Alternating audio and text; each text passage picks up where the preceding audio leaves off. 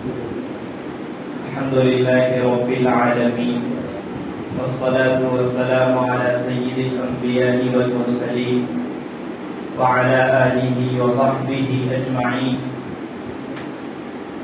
أما بعد فأعوذ بالله من الشيطان الرجيم. بسم الله الرحمن الرحيم. فبشرناه بغلام حليم. صدق اللہ العظیم. طلبہ عزیز، ہندوستان میں دینی اور علمی لحاظ سے ایک خاندان بہت ہی معروف اور مشہور گزرا ہے، جس نے دینی، علمی، عملی اور سیاسی ہر لحاظ سے ہندوستان کے مسلمانوں کی رہبری اور رہنمائی کی ہے. خاص طور پر علم حدیث کی اشاعت میں اس خاندان کا عظیم کردار رہا ہے. اس خاندان سے ہر فرقہ، ہر طبقہ، ہر مسلک اپنی نسبت کو فخر تصور کرتا ہے. خاص طور پر جو اکابرین دیوبند سے وابستہ ہیں، ان کی اس خانوادے سے بڑی عقیدت اور محبت رہی ہے. بلکہ دارالعلوم دیوبند کے جو اہم بانیان میں شمار ہوتے ہیں حجت الاسلام مولانا قاسم نانوتوی رحمہ اللہ، فقیہ النفس مولانا رشید احمد گنگوہی رحمہ اللہ، یہ دونوں حضرات بھی اسی خانوادے کے فرد سے پڑھے ہوئے ہیں. اسی خانوادے کے ایک فرد سے انہوں نے علم حدیث حاصل کیا ہے. اس سے میری مراد شاہ ولی اللہ خاندان، شاہ ولی اللہ خاندان. اسی خانوادہ علم و ہنر کا ایک چمکتا ہوا درخشاں ستارہ شاہ عبد العزیز محدث دہلوی رحمہ اللہ کی ذات. آپ شاہ ولی اللہ محدث دہلوی رحمہ اللہ کے سب سے بڑے صاحبزادے ہیں. آپ کی ولادت 25 رمضان المبارک 1159 ہجری مطابق 11 اکتوبر 1746 عیسوی میں ہوئی. آپ کا تاریخی نام غلام حلیم ہے. تاریخی نام کا مطلب یہ ہوتا ہے کہ اس نام سے اس شخص کی تاریخ وفات نکلتی ہے. جب آپ اس نام کے الفاظ کے اعداد کو جوڑیں گے تو کل اعداد اس کی تاریخ ولادت نکلے گی. یہاں پر ہے، جوڑیے آپ، غین اس کا عدد ہے 1000، لام کا عدد ہے 30، الف کا 1، میم کا 40، ہا کا 8، لام کا 30، یا کا 10، میم کا 40. آپ یہ کل ملائیں گے سارے اعداد کو جو میں نے گنائے ہیں 30، 40، 10، 8، 1000، ان سب کو ملانے سے کل کتنے ہوں گی؟ 1159، یعنی جو آپ کی تاریخ پیدائش ہے وہ نکلے. اس نام میں ایک لطیف اشارہ بھی موجود ہے. حضرت ابراہیم علیہ السلام بوڑھے ہو چکے تھے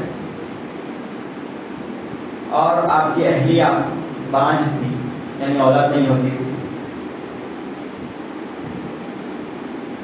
پھر بھی اللہ تعالیٰ کی رحمت سے امید رکھتے ہوئے حضرت ابراہیم علیہ السلام نے اللہ تعالیٰ سے دعا فرمائی کہ اے اللہ مجھے نیک بیٹا عطا فرما دیجیے.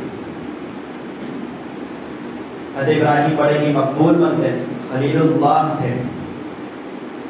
انہوں نے دعا کی، اللہ نے قبول فرما لی اور حضرت اسماعیل علیہ السلام کو ان کی گود میں ڈال دیا. قرآن میں ہے ربی هب لی من الصالحین فبشرناہ بغلام حلیم. یہاں پر غلام حلیم سے مراد حضرت اسماعیل علیہ السلام.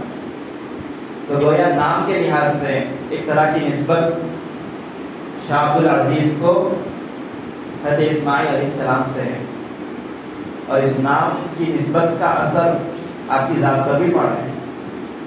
حضرت اسماعیل نے جتنی قربانیاں دی دین کے واسطے، ان کے اندر اپنے والد کی جتنی اطاعت عالی تھی، اپنے رب کے حکم کے سامنے جس طرح جھک جانا تھا، یہ صفات شاہ عبد العزیز کے اندر بھی پائی جاتی تھی. تو وہ نام کا اثر بھی یہاں پر پڑا گیا. آپ فاروقی نسل کے، یعنی 34 واسطوں سے آپ کا نسب حضرت عمر فاروق رضی اللہ تعالیٰ عنہ سے جا ملتا ہے. آپ نے 5 سال کی عمر میں قرآن پڑھنا شروع کیا، کم عمری ہی میں حفظ قرآن مکمل کر لیا. جب وہ پہلی بار آپ نے تراویح سنائی تو تراویح کے بعد ایک آدمی سواری پر سوار ہو کر آیا، زرہ پہنا ہوا تھا، ہاتھ میں برچھا تھا، اور آ کر پوچھنے لگا کہ حضور صلی اللہ علیہ وسلم کہاں ہیں. لوگوں کو حیرانی ہوئی، حضور تو مدینے میں ہیں، قبر میں آرام فرما رہے ہیں، یہاں پر کہاں حضور ہے. جا کر ماجرا پوچھا تو انہوں نے کہا میں ابو ہریرہ ہوں. میں کون ہوں؟ ابو ہریرہ ہوں. نبی کریم صلی اللہ علیہ وسلم نے مجھ سے کہا تھا چلو شاہ عبد العزیز کا قرآن سنیں گے. یہ کہنے کے بعد مجھے ایک کام کے واسطے بھیج دیا اور خود حضور آ گئے یہاں پر. اب میں کام میں چلے گیا تو تاخیر سے پہنچا ہوں یہاں پر، تو اس لیے میں حضور کو ڈھونڈ رہا ہوں کہ حضور کہاں ہے. اس سے معلوم ہوتا ہے کہ شاہ عبد العزیز کا کتنا بڑا مقام تھا، کم عمری ہی میں کہ حضور آ رہے ہیں قرآن سننے کے واسطے. یہ کرامات کے قبیل سے ہے، معجزات کے قبیل سے ہے، اس کا انکار نہیں کرنا چاہیے. آپ کو احساس ہو نہ ہو، آپ اس کی عقل وہاں تک پہنچ سکے نہ پہنچ سکے، پھر بھی یہ کرامت ہے، پھر بھی یہ معجزہ ہے، اس لیے اس کو مان لینا یہ اہل سنت والجماعت کے عقائد میں داخل ہے. حفظ قرآن کے بعد اپنے والد ماجد شاہ ولی اللہ محدث دہلوی رحمہ اللہ سے آپ نے علم حدیث حاصل کیا. 16 سال کی عمر ہوئی تو والد کا انتقال ہو گیا، تو اس کے بعد آپ نے مزید علم حاصل کیا اپنے والد کے شاگردوں سے. ان شاگردوں کے نام ہیں، دیکھیے، شاہ محمد عاشق پھلتی، شیخ نور اللہ اڈھانوی اور شیخ امین اللہ کشمیری. یہ 3 بڑے اساتذہ تھے آپ کے. تمام علوم میں آپ کو صرف 17 سال کی عمر میں مہارت تامہ حاصل ہو گئی. تذکرہ نگاروں نے تقریباً 20 سے زائد فنون شمار کرائے ہیں، جن میں آپ کو کیا تھی؟ مہارت تھی. 20 سے زائد فنون میں کیا تھی؟ آپ کو مہارت تھی. آج کے دور میں صرف ایک ہی فن میں مہارت ہو جائے بہت بڑی بات ہے، کمال کی بات ہے. لیکن یہاں پر 17 سال کے نوجوان بچے کو 20 فنون سے بلکہ 20 سے زائد فنون کے اندر کیا ہے؟ کمال اور مہارت حاصل ہے. یہ مہارت یوں ہی بیٹھے بیٹھے ٹیک لگا کر پڑھتے ہوئے حاصل نہیں ہوئی، بلکہ اس کے پیچھے ان کی محنتیں بھی رہی ہیں. اس کمال کو حاصل کرنے کے لیے آپ نے کتنی کتابوں کا مطالعہ کیا، اس کا اندازہ آپ ایک واقعے سے لگا سکتے ہیں کہ ایک مرتبہ کچھ فقیر درویش قسم کے لوگ آپ کی خدمت میں آئے. آ کر پوچھا مولوی بابا آپ نے کتنی کتابیں پڑھی ہوں گی، کتنی کتابیں دیکھی ہوں گی آپ؟ شاہ صاحب نے کچھ بھی جواب نہیں دیا. آپ کے ساتھ ہی آپ کے شاگرد شاہ اسماعیل شہید بیٹھے ہوئے تھے. تو انہوں نے کہا اس محل کے اندر جتنی اینٹیں ہیں اتنی کتابیں شاہ صاحب نے پڑھی ہیں. اس محل کے اندر 2 منزلہ محل تھا، تو اس محل کے اندر جتنی اینٹیں لگی ہیں اتنی کتابیں کس نے پڑھی ہیں؟ شاہ عبد العزیز محدث دہلوی نے پڑھی ہیں۔ اس کے علاوہ تیر اندازی، گھوڑ سواری، ان سب سے بھی آپ کو دلچسپی تھی۔ شعر و شاعری کا فن بھی آپ نے سیکھا تھا اور اس میں ایسا کمال حاصل کیا کہ آپ کے دور کے جو نامور، مشہور، بڑے معیار کے شعراء تھے وہ بھی آ کر اپنے کلام کی تصحیح کراتے تھے کہ حضرت میں نے لکھا ہے، یہ شعر اشعار میں نے لکھے ہیں، آپ ان کو دیکھ لیجیے، کچھ غلطیاں اصلاح فرما دیجیے۔ بڑے شعراء آپ کے پاس آتے تھے اس کی۔ عام طور پر بزرگان دین کی مجلس میں لوگ جاتے ہیں کیوں؟ تاکہ دین کی باتیں سن سکیں، اپنے دل کی اصلاح کر سکیں۔ لیکن شاہ صاحب کے زمانے میں کچھ لوگ اس واسطے بھی آتے تھے کہ شاہ صاحب اتنا فصیح بولتے ہیں کہ آپ کے وعظ میں ہمیں اچھی اردو مل جائے گی، آپ کے وعظ میں اچھے محاورات مل جائیں گے۔ اس لیے بھی کیا کرتے تھے، بہت سارے لوگ شریک ہوتے تھے شعر و شاعری میں، اردو دانی میں، اردو ادب میں، عربی ادب میں آپ کو اتنا کمال حاصل تھا۔ آج کل مدارس میں تحریر پر، تقریر پر توجہ دلائی جاتی ہے، طلباء سے بار بار کہا جاتا ہے تحریر میں حصہ لیجیے، دیوالی پرچوں میں حصہ لیجیے، پابندی سے لگائیے، تقاریر میں حصہ لیجیے، کہا جاتا ہے، ترغیب دلائی جاتی ہے، بلکہ زور بھی دیا جاتا ہے۔ لیکن چند طلباء کے علاوہ سارے طلباء اپنے آپ کو کیا سمجھتے ہیں؟ میں بے نیاز ہوں، میں مستغنی ہوں، مجھے کوئی ضرورت نہیں۔ لیکن جیسے ہی وہ اس مدرسے کی چہار دیواری سے فارغ ہو کر نکلتے ہیں اور ان کے سامنے مختلف تقاضے آتے ہیں، تقریر کا تقاضا آ گیا، تحریر کا تقاضا آ گیا، اہم اہم موضوعات سامنے ہیں، فتنے سامنے ہیں، ان کے خلاف لکھنا ہے، ان کے خلاف بولنا ہے، اس موقع پر ان کو حسرت ہوتی ہے، افسوس ہوتا ہے، ندامت ہوتی ہے کہ کاش میں مدرسے کے اندر لکھنے کی صلاحیت پیدا کر لیتا، بولنے کی صلاحیت پیدا کر لیتا، تو آج میں اچھے طریقے پر اس فتنے کا مقابلہ کر لیتا، اس فتنے کے خلاف اچھی طرح لکھ دیتا میں اور اسلام کی خدمت مجھ سے ہو جاتی۔ یہ حسرت ہوگی اب طلباء کو جو اس ماحول میں، مدرسے کے ماحول میں تقریر اور تحریر پر توجہ نہ دیں۔ شاہ صاحب کو دیکھیے، آپ 17 سال کی عمر ہے، 20 سے زائد فنون پڑھ لیا ہے، ان سب میں اردو ادب کے اندر آپ کو اتنا کمال حاصل ہے کہ لوگ صرف آپ کی اردو کو دیکھنے کے لیے، آپ کی اردو کو سننے کے لیے آپ کی مجلس میں آتے ہیں۔ تو ہمیں شاہ صاحب کے اس واقعے سے سبق لینے کی ضرورت ہے۔ اردو، عربی، فارسی، عبرانی، یہ ساری زبانیں شاہ صاحب جانتے تھے، اردو بھی، عربی بھی، فارسی بھی اور عبرانی بھی۔ اس سے کیا سبق ملتا ہے کہ ہمیں بھی موجودہ دور کی جو زبان ہے اس زبان کو سیکھنا چاہیے۔ کیا زبان ہے موجودہ دور کی؟ انگریزی۔ انگریزی کیا ہے؟ موجودہ دور کی زبان، اس کو سیکھنا نہایت ہی اہم ہے۔ بہت کم اس میدان میں علماء ہیں، آپ ہاتھ پر گن سکتے ہیں ان کو، اتنے کم علماء ہیں جو اس میدان میں خدمات انجام دے رہے ہیں۔ حالانکہ شدید ضرورت ہے کہ اس میدان میں کام کو انجام دیا جائے۔ آج کل جو باہر کے طلباء ہیں، باہر کے اساتذہ ہیں، باہر کے لوگ ہیں، وہ اردو کی بات انگریزی میں کرتے ہیں۔ اردو کے اندر اتنے الفاظ ملا جاتے ہیں انگریزی کے کہ علامات اور کافی، پوری اردو کی شیرینی، مٹھاس اور کشش کو انہوں نے خراب کر دیا ہے۔ لیکن اس سے ہم کو اس کی طرف دیکھنے کے بجائے دیکھنا یہ ہے کہ ان کی زبان کیا بن رہی ہے، ان کی زبان انگریزی بن رہی ہے۔ ہم ان تک دین اسی وقت اچھی طرح پہنچا سکتے ہیں جبکہ ہم بھی انگریزی سیکھ لیں، اتنا سیکھ لیں، بولنا بھی آ جائے، لکھنا بھی آ جائے، پڑھنا بھی آ جائے۔ اتنا سیکھ کر اگر ہم باہر نکلتے ہیں تو ہم اچھی طرح سے اسلام کی اور دین کی خدمت کر سکتے ہیں۔ اور باہر کے جو اعتراضات ہوتے ہیں ان کا جواب دے سکتے ہیں۔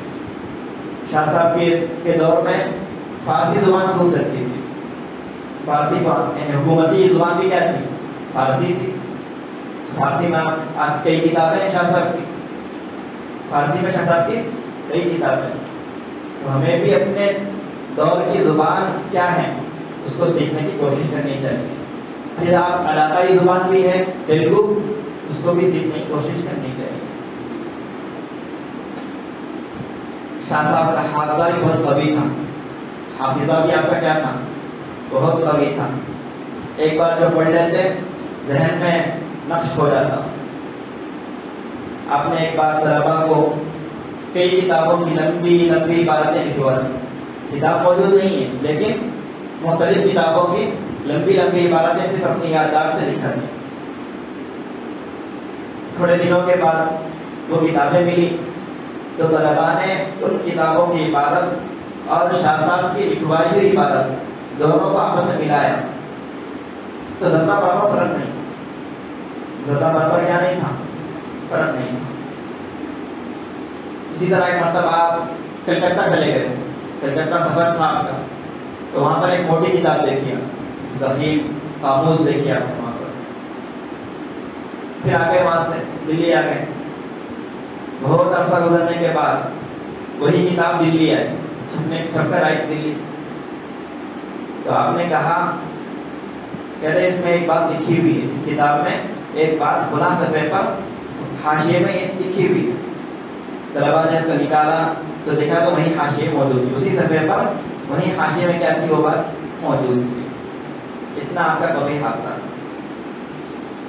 جوانی میں 60-70 ہزار اشعار آپ کو یاد تھے، عربی کے ہوں، فارسی کے ہوں، ہندی کے ہوں، اتنے اشعار آپ کو یاد تھے جوانی میں، اور خود بولتے تھے بڑھاپے میں کہ جوانی میں تو اتنے یاد تھے، ابھی بھی 10,000 تو یاد ہوں گے، ابھی بھی 10,000 تو کیا ہوں گے؟ خود آپ کہتے تھے کتنے یاد ہوں گے؟ 10,000 آپ کو اشعار یاد ہوں گے۔ یہ کہہ کر آپ نے ایک شعر پڑھا جو بہت مشہور ہے، یا صاحب الجمال و یا سید البشر من وجهك المنير لقد ظهر القمر لا يمكن الثناء كما كان حق بعد از خدا بزرگ تو یہ قصہ مختصر۔ فراغت کے بعد ہی سے آپ کے افادے اور فیض کا سلسلہ شروع ہو گیا تھا۔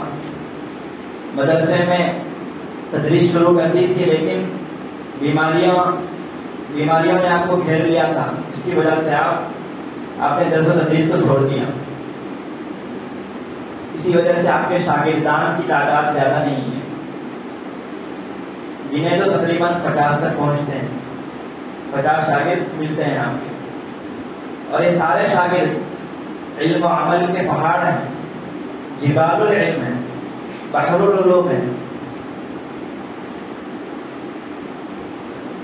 نام سنیے شاہ عبد القادر، شاہ رفیع الدین، شاہ عبد الغنی، شاہ اسماعیل شہید، سید احمد شہید، قاضی ثناء اللہ پانی پتی، مولانا عبد الحی برہانوی، مفتی الہی بخش کانگڑی، سید قمر الدین سونی پتی، شاہ غلام علی مجددی، سید قطب الہدا رائے بریلی وغیرہ۔ ایسے ایسے بڑے بڑے اکابرین آپ کے کیا تھے؟ شاگرد تھے۔ چنانچہ شاہ رفیع الدین اور شاہ عبد القادر ان دونوں نے قرآن کا ترجمہ کیا ہے، ان دونوں نے قرآن کا ترجمہ کیا ہے، اور ان دونوں کا تعلق اسی خاندان سے، آپ ہی کے خاندان سے۔ شاہ اسماعیل شہید اور سید احمد شہید کے مجاہدانہ کارنامے آپ سن چکے ہوں گے محاضرے۔ قاضی ثناء اللہ پانی پتی کی تو آپ کتاب بھی پڑھتے ہیں، مالا بدمی، اور ایک مشہور ان کی کتاب تفسیر مظہری بھی ہے، 8 جلدوں میں 9 جلدوں میں۔ تو ایسے عظیم عظیم اکابرین آپ کے شاگرد ہیں۔ آپ کے دور میں عیسائیوں کا اور شیعہ فرقے کا بہت زیادہ زور تھا، وہ لوگ اپنے عقائد کی تبلیغ کرتے تھے، لوگوں کو اپنے مذہب کی تعلیم قائم کرتے تھے، جس کی وجہ سے اہل حق میں اور ان کے درمیان مناظرے ہوا کرتے تھے، بحث و مباحثہ ہوتا تھا، دلائل کی بنیاد پر جھگڑا ہوتا تھا۔ شاہ صاحب نے بھی اس میں حصہ لیا، کیونکہ اس وقت یہ مناظرے دین اسلام کی بہت بڑی خدمت تھی۔ اگر ان مناظروں میں حصہ نہیں لیا جاتا تو اندیشہ تھا کہ لوگ حق کو چھوڑ کر باطل کی طرف لے جائیں، تو لہٰذا لوگوں کو حق پر باقی رکھنے کے لیے اور باطل کو باطل ثابت کرنے کے لیے آپ نے مناظرے کا میدان بھی نہیں چھوڑا، بلکہ اس میں بھی آپ نے حصہ لیا، اور جہاں آپ نے اس میدان میں دلائل سے مقابلہ کیا ہے اسی کے ساتھ ساتھ آپ کی ذہانت بھی بڑے گل کھلاتی تھی۔ بہت مزہ آتا ہے ان واقعات کو پڑھ کر جن میں دلائل کے بجائے آپ نے صرف اپنی ذہانت سے، اپنی فطانت سے، ذکاوت سے سامنے والے کو مات کر دیا، سامنے والے کو شکست دے دی، اس کو لاجواب کر دیا۔ ایک دو واقعات آپ کو سناتا ہوں۔ ایک مرتبہ ایک عیسائی مناظر آپ کے پاس آیا اور ایک شعر پڑھا، کیسے بگفت کہ مصطفیٰ عیسیٰ اعلیٰ است کہ این بزیر زمین دفن و آن بوجہ سما است۔ آپ لوگ فارسی پڑھتے ہیں، جانتے ہی ہوں گے کیا ہے مطلب اس کا، شعر کا مطلب یہ ہے کہ حضرت عیسیٰ علیہ السلام حضور صلی اللہ علیہ وسلم سے افضل ہیں۔ ہمارا عقیدہ کیا ہے؟ حضور افضل ہے، لیکن عیسیٰ کیا کہہ رہا ہے؟ حضرت عیسیٰ افضل ہے۔ دلیل کیا ہے؟ دلیل یہ ہے کہ حضرت عیسیٰ علیہ السلام آسمان میں موجود ہیں۔ جب یہودیوں نے آپ کو قتل کرنے کا ارادہ کیا، شہید کرنے کا سازش رچی انہوں نے، تو اللہ تعالیٰ نے اپنی قدرت سے آپ کو آسمانوں پر بلا لیا، زندہ آسمانوں پر اٹھا لیا آپ کو۔ تو حضرت عیسیٰ تو آسمانوں پر موجود ہیں، اور حضور صلی اللہ علیہ وسلم کا جب انتقال ہوا تو آپ کہاں مدفون ہیں؟ حجرہ عائشہ میں، مدینے کے اندر آپ مدفون ہیں۔ تو ایک شخصیت زمین کے نیچے ہے اور ایک شخصیت آسمان کے اوپر ہے۔ اب آپ ہی بتائیے، جو اوپر ہے آسمان کے وہ اعلیٰ ہے یا جو زمین کے نیچے ہے وہ اعلیٰ ہے؟ یہ اس نے کیا دی؟ دلیل دی۔ اگر کوئی کم ذہن رہتا، کن ذہن رہتا، مرعوب ہو جاتا، ایسا کیا جواب ہے؟ صحیح دلیل ذرائع ہے تو، لیکن شاہ صاحب نے اس کا جواب دیا اور شاندار جواب دیا۔ آپ نے کہا بگفتش کے نہیں حجت قوی باشد حباب بر سر آب و گہر تہ دریاست۔ حضرت عیسیٰ علیہ السلام کو حضور صلی اللہ علیہ وسلم سے افضل ثابت کرنے کے لیے تم نے جو دلیل پیش کی ہے وہ دلیل کمزور ہے۔ کیوں؟ اس لیے کہ اصل بات یہ ہے کہ جو دانہ ہوتا ہے، گیہوں کا دانہ ہو، جو کا دانہ ہو، اس کو آپ پانی پر ڈالتے ہیں تو وہ دانہ نیچے نہیں جائے گا، اوپر ہی تیرتا رہے گا۔ جبکہ جو موتی ہوتے ہیں، لعل جواہر ہوتے ہیں، ہیرے ہوتے ہیں، وہ کہاں ہوتے ہیں؟ سمندر کے اندر ہوتے ہیں وہ۔ تو گویا حضور صلی اللہ علیہ وسلم جواہر اور موتی ہیں، اس واسطے زمین میں مدفون ہیں، اور حضرت عیسیٰ حضور کے بالمقابل حباب کی حیثیت رکھتے ہیں، دانے کی حیثیت رکھتے ہیں۔ تو اس لیے تمہاری یہ دلیل کہ اوپر والا نیچے والے سے افضل ہے، یہ کیا ہے؟ بالکل غلط ہے۔ یہ آپ نے جواب دیا، اپنی عقل کی بنیاد پر زبردست جواب دیا۔ اسی طرح ایک بار ایک شیعہ آیا، ایک شیعہ آ کر کہنے لگا حضرت عائشہ جنتی ہیں، اس کی کیا دلیل ہے آپ کے پاس؟ ہم تو ان کو جہنمی مانتے ہیں۔ شیعہ بول رہا ہے کہ ہم تو جہنمی مانتے ہیں، آپ کیوں جنتی مانتے ہیں؟ دلیل دیجیے اس پر۔ تو آپ نے کہا تمہاری یہ کتاب میں لکھا ہے کہ ایک صحابی نے حضور صلی اللہ علیہ وسلم کی مہر نبوت کو بوسہ دیا تھا، پیٹھ پر شانوں کے پاس جو مہر لگی ہوئی تھی اس مہر کو ایک صحابی حضرت عکاشہ نے بوسہ دیا تھا، اور اسی بوسہ دینے کی وجہ سے وہ جنتی ہو گئے۔ تمہاری کتاب میں لکھا ہے۔ تو ایک بار پیٹھ پر بوسہ لینے کی وجہ سے تم ایک صحابی کو جنتی مانتے ہو۔ یہاں تو حضرت عائشہ حضور کے حرم میں رہی ہیں، 10 سال حضور کے پاس ہی رہی ہیں، بیوی بن کر رہی ہیں، پھر حضرت عائشہ کی جنتی نہیں ہوگی؟ وہ ایک بار بوسہ لینے کی وجہ سے جنتی ہو گئے اور عائشہ جنتی نہیں ہے. یہ نہایت ہی بیوقوفی کی بات ہے. اس طرح اس کا جواب کر دیا. اور ایک واقعہ ہے کہ آپ اپنے شاگرد مولوی نصیر الدین کے ساتھ بازار گئے.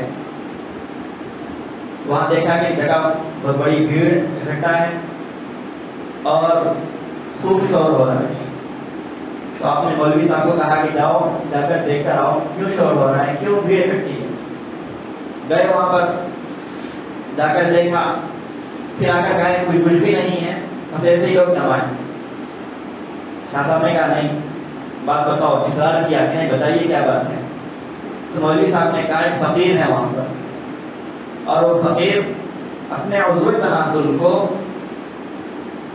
رسی میں ڈوری کا باندھا ہوا ہے, باندھ کر کہہ رہا ہے اٹھا کر کے یہ اللہ کا الف ہے, نعوذ باللہ ثم نعوذ باللہ. یہ کیا ہے؟ اللہ کا الف ہے.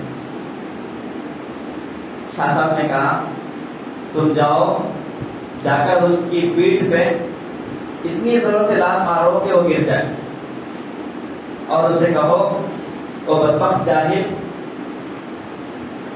اللہ کی الف خالی ہوتی ہے, یہاں تو دو نقطے موجود ہیں. اس طرح آپ نے کیا کر دیا, اس کو شرمندہ کر دیا اور شرمندہ ہو کر بھاگ گیا وہاں.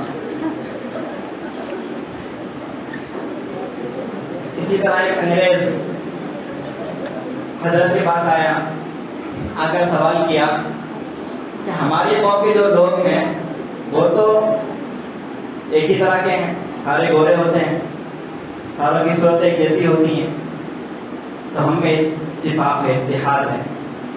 اور آپ کے قوم کے لوگ کوئی کالا ہے, کوئی گورا ہے, کوئی سانولا ہے, کوئی گندمی ہے, کوئی کچھ ہے, اختلاف ہوتے ہیں آپ کے قوم میں. تو شاہ صاحب نے فرمایا ایک برابر ہونا, ایک قسم کا ہونا یہ کوئی فخر کی بات نہیں. آپ 100 گدھوں کو جمع کیجیے تو سارے گدھے ایک ہی طرح کے ہوں گے, لیکن 100 گھوڑوں کو جمع کریں تو اس میں بعض ہر ایک کی رنگت الگ ہوگی اور ہر ایک کے اوصاف الگ ہوں گے. کوئی بہادر ہوگا, مختلف اوصاف پائے جائیں گے ان کے اندر. تو تم لوگ گدھے ہو, امیر سے کیا کہا گیا, تم لوگ گدھے ہو اس لیے ایک جیسے ہو, ہم لوگ گھوڑے ہیں اس واسطے الگ الگ ہیں, ہماری صفات بھی الگ الگ. تو اس طرح دلائل الگ ہیں, عقلی بنیاد پر آپ لا جواب کر دیتے ہیں. بعض لوگوں کی عادت رہتی ہے کہ وہ ضروری مسائل نہیں پوچھتے. بھائی آپ کی جو ضرورت ہے, جو دینی ضرورت ہے, جو مسائل آپ کو پیش آتے رہتے وہ پوچھیں. نہیں بس لا یعنی باتیں جس کا نہ دنیا میں فائدہ ہے نہ آخرت میں فائدہ ہے, ایسی باتیں جا کر پوچھتے ہیں علماء سے, مفتیان کرام سے. تو ایسا ہی ایک سرپھرا شخص آپ کی خدمت میں آیا, ایک تصویر ساتھ لایا اور کہا کہ یہ حضور صلی اللہ علیہ وسلم کی تصویر ہے, ہمیں کیا کرنا چاہیے؟ ظاہر ہے اس کی بات بالکل غلط تھی. کہاں 1300 سال پہلے حضور کی ولادت ہوئی, حضور کا زمانہ گزرا, 1300 سال کے بعد کس طرح مل سکتی ہے حضور کی تصویر؟ اور ہم یہ بھی نہیں مان سکتے کہ اسی زمانے میں کسی نے تصویر بنائی ہوگی اور وہ آج تک محفوظ ہے, اس لیے کہ حضور نے تصویر کی سخت مانع کر دی تھی, اور حضور کے منع کرنے کے بعد صحابہ ایک پروگرام کریں سب نہیں کر سکتا اس کا. تو اس لیے تصویر حضور کی ہونا یہ بالکل غلط بات تھی. پھر بھی شاہ صاحب نے اس کو جھڑکنے کے بجائے جواب دیا کہ حضور صلی اللہ علیہ وسلم غسل فرماتے تھے, اس لیے تصویر کو بھی غسل دے دینا چاہیے. اس لیے تصویر کو کیا کر دینا چاہیے؟ غسل دے دینا چاہیے. سمجھ میں نہیں آیا؟ جب آپ غسل دے دیں گے تو تصویر کہاں رہے گی, وہ خالی کاغذ باقی رہ جائے گا, تصویر پوری ضائع ہو جائے گی. وہ مراد ہے. بیعت و ارشاد, سلوک, تصوف کی تکمیل آپ نے اپنے والد محترم شاہ ولی اللہ محدث دہلوی کے پاس ہی کی. شاہ آپ کے انتقال کے بعد, والد کے انتقال کے بعد صرف 16 سال کی عمر میں آپ کو آپ کے والد کا جانشین بنا دیا. اتنے بڑے باکمال تھے آپ. بلکہ خواب میں آپ کو حضرت علی رضی اللہ تعالی عنہ کی زیارت ہوئی تھی اور آپ نے ان سے بیعت بھی کی، خواب کے اندر بیعت بھی کی۔ نبی نے ان سے فرمایا ایک شخص نے میرے خلاف ایک کتاب لکھی ہے پشتو زبان میں، اس شخص کا نام بھی بتایا، اس شخص کے باپ کا نام بھی بتایا، کتاب کا نام بھی بتایا، اور وہ شخص کہاں رہتا ہے وہی بتایا۔ یہ ساری تفصیلات حضرت علی نے خواب میں کس کو بتائیں؟ شاہ صاحب کو بتائی۔ شاہ صاحب نے عرض کیا میں پشتو زبان نہیں جانتا ہوں، تو اس واسطے میں اس کتاب کا جواب نہیں لکھ سکتا۔ حضرت علی نے فرمایا کوئی بات نہیں، بس خواب ختم ہو گئے۔ خواب سے اٹھنے کے بعد شاہ صاحب نے وہ کتاب تلاش کروائی، جو کتاب خلاف میں لکھی گئی تھی وہ کتاب آپ نے تلاش کروائی۔ جب کتاب مل گئی تو آپ نے پشتو زبان ہی کے اندر اس کا رد لکھ دیا۔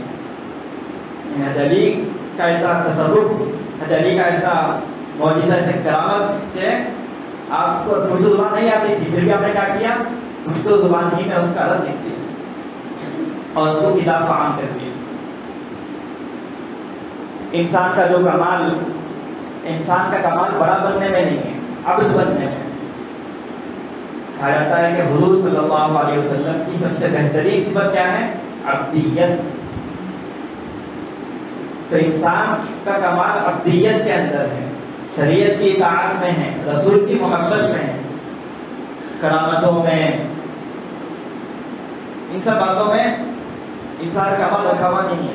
انسان کا کمال تو اصل شریعت کی اطاعت میں ہے۔ پھر لیکن جو کرامتیں ہیں وہ کرامات اشارہ ضرور ہے، اشارہ ضرور ہے، علامت نہیں ہے لیکن اشارہ ہے کہ ہاں ایک شخص بزرگ ہے۔ تو آپ کی چند کرامتیں بھی ہیں۔ آپ کی عادت تھی کہ آپ جب جامع مسجد تشریف لے جاتے تھے تو آنکھوں پر امامہ باندھ دیتے تھے۔ امامہ ہونا چاہیے کہاں پر؟ سر پر، لیکن آپ باندھتے تھے کہاں؟ آنکھوں پر۔ تو ایک دن آپ کی مرید نے پوچھا کہ حضرت آپ آنکھوں پر امامہ کیوں باندھتے؟ تو آپ نے اپنا امامہ ان کے اوپر ڈال دیا۔ ڈالتے ہی ان کی حالت ایک دم بدل گئی۔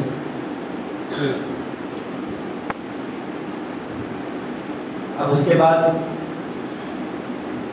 کیوں بدل گئی حالت؟ وہ دیکھ رہے ہیں کہ بھائی 5000 کا مجمع ہے اور اس مجمع میں صرف 100-200 لوگ ہی انسان ہیں، باقی سب سور ہیں، خنزیر ہیں، کتے ہیں۔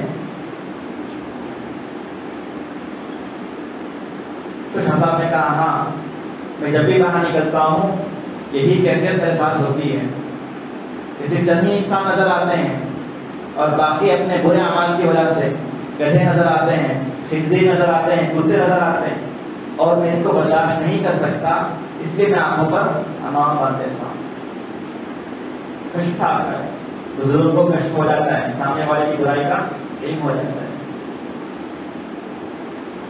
ایک بار ایک بزرگ آپ کے پاس آئے اور آ کر پوچھا اس سال شب قدر کب ہوگی؟ تو آپ نے کہا 22ویں رات کو۔ ایک شاگرد نے اعتراض کیا کہ بھئی احادیث میں تو تاخراتوں کا ذکر آتا ہے، تاخراتوں میں کیا ہوتی ہے؟ شب قدر ہوتی ہے، اور آپ بول رہے ہیں 22 تو جفت ہے۔ تو آپ نے کہا نہیں، ایک حدیث یہ بھی ہے کہ شب قدر سارے سال میں کسی بھی دن آ سکتی ہے، سارے سال میں کسی بھی دن آ سکتی ہے، اور وہ دن 22 اس سال 22ویں کی شب ہے، اور ہوا یہی کہ اسی دن شب قدر تھی، ہوا یہی کہ اسی دن کیا تھی؟ شب قدر تھا۔ آپ کی صحبت بھی بڑی بافیض تھی، آپ کی مجالس میں جو لوگ شرکت کرتے تھے باضابطہ عالم نہیں تھے، حتیٰ کہ کتاب دیکھ کر پڑھ بھی نہیں سکتے تھے، الف کو با تا وہ نہیں سکتے تھے، اس کے باوجود شاہ صاحب کی صحبت میں بیٹھنے کی وجہ سے ان کے اندر اتنا کمال پیدا ہو گیا تھا کہ وہ لوگ لمبے لمبے واعظ کہا کرتے تھے، قرآن کی تفسیر کیا کرتے تھے، حدیث کی تفسیر کیا کرتے تھے، صرف شاہ صاحب کی صحبت میں بیٹھنے کی وجہ سے۔ ان مولویوں کا نام ہے مولوی ببر علی اور مولوی دہومن صاحب، ببر علی ہے اور ایک کیا ہے دہومن صاحب، یہ 2 افراد ہیں۔ حتیٰ کہ یہ بھی حال تھا کہ دکان کے اندر 2 دکان لگے ہوئے آمنے سامنے، ایک دکاندار گیا آواز سننے کے واسطے، اب دوسرا دکاندار نہیں جا سکا، تو جو آواز سننے گیا وہ آ کر پورا آواز سنا دیتا تھا دوسرے دکاندار کو کہ شاہ صاحب نے یہ فرمایا۔ آج کل طلبا بھی نہیں سنا سکتے پورا بات، مکمل بات، مگر جبکہ دکاندار بھی شاہ صاحب کی صحبت کی وجہ سے، شاہ صاحب کی اثر انگیزی کی وجہ سے سنا دیتے تھے۔ شاہ صاحب کی ایک خادمہ تھی، موت کا وقت آیا تو وہ پڑھنے لگی فادخلی فی عبادی وادخلی جنتی۔ شاہ صاحب کی خادمہ ہے اور پڑھ رہی کیا، یہ آیت پڑھ رہی۔ لوگوں کو تعجب ہوا یہ کس طرح آیت پڑھ رہی ہے، پوچھا اس بانی سے، اس خادمہ سے کہ تم یہ آیت کیوں پڑھ رہی ہو؟ تو اس نے کہا مجھے وہ 2 آدمی پڑھا ہوئے۔ شاہ صاحب سے کہا گیا کہ یہ ماجرا ہے، تو شاہ صاحب نے کہا وہ 2 فرشتے ہیں، وہ 2 کیا ہیں فرشتے ہیں، اور اس کو کیا پلا رہے ہیں، اور اس کو کیا پڑھا رہے ہیں، یہ آیت پڑھوا رہے ہیں۔ تم جا کر خادمہ سے پوچھو کہ کس عمل کی بنیاد پر اس کو یہ اس کے ساتھ یہ سلوک کیا جاتا ہے کہ مرتے وقت اس کو یہ آیت نصیب ہو رہی، کیا آنے کا عمل تھا اس کا۔ جا کر پوچھا گیا خادمہ سے، تو اس نے کہا میرا تو کوئی عمل نہیں، فرشتوں سے پوچھا گیا کس عمل کی بنیاد پر ایسا کیا جاتا ہے۔ تو فرشتوں نے جواب دیا کہ تم نے ایک بار تیل خریدا تھا، تیل جمع ہوا تھا، تیل خرید کر لائے، گرم کیا اس کو آگ پر، تو تیل پگھل گیا، تو پگھلنے کی وجہ سے اس کے اندر ایک سکہ بھی تھا اس کے اندر، تو تم نے وہ سکہ اپنے پاس رکھنے کے بجائے جا کر دکاندار کو واپس کر دیا۔ اسی دیانت، اسی امانت داری کی وجہ سے کیا ہو گیا، تمہارے لیے جنت کا فیصلہ ہو گیا اور مرتے وقت تمہیں یہ آیت نصیب ہو گئی۔ شاہ صاحب کا زمانہ انگریزوں کے تسلط کا زمانہ، انگریزوں کا قبضہ ہو گیا تھا ہندوستان کے اوپر، بکسر، پلاسری، میسور، یہ ساری جنگیں ہو چکی تھی۔ انگریزوں نے اعلان کر دیا تھا کہ آج سے ہندوستان کس کا ہے، ہمارا ہے، اعلان کر دیا تھا انہوں نے۔ اس موقع پر آپ نے بڑی ہی بہادری کے ساتھ، عزم و ہمت کے ساتھ، جوش کے ساتھ، حوصلے کے ساتھ آپ نے یہ فتویٰ جاری کیا کہ ہندوستان دارالحرب ہے اور انگریزوں سے جہاد کرنا فرض ہے، یہ آپ نے فتویٰ جاری کر دیا، اور اس فتوے نے اس ہندوستان کی تاریخ بدل ڈالی۔ اور آپ صرف فتویٰ جاری کر کے خاموش نہیں بیٹھے، بلکہ آپ نے اپنے شاگردوں کو بھی تیار کیا جہاد کے واسطے، جن کا تذکرہ آپ سن چکے ہیں شاہ اسماعیل شہید کے محاضرے میں۔ آپ کی سب سے بڑی کرامت اور حق تعالیٰ کی قدرت کا خاص مظہر، 25 برس کی عمر ہی میں آپ کو مختلف امراض لاحق ہو گئے، اور یہ بیماریاں یا امراض ایسے ہیں اگر کوئی ایک بھی لگ جائے کسی شخص کو تو وہ فریش ہو جائے، بستر پر پڑ جائے، ہر کام چھوڑ دے۔ ایسی بیماریاں آپ کو 25 سال کی عمر میں لگ چکی تھی۔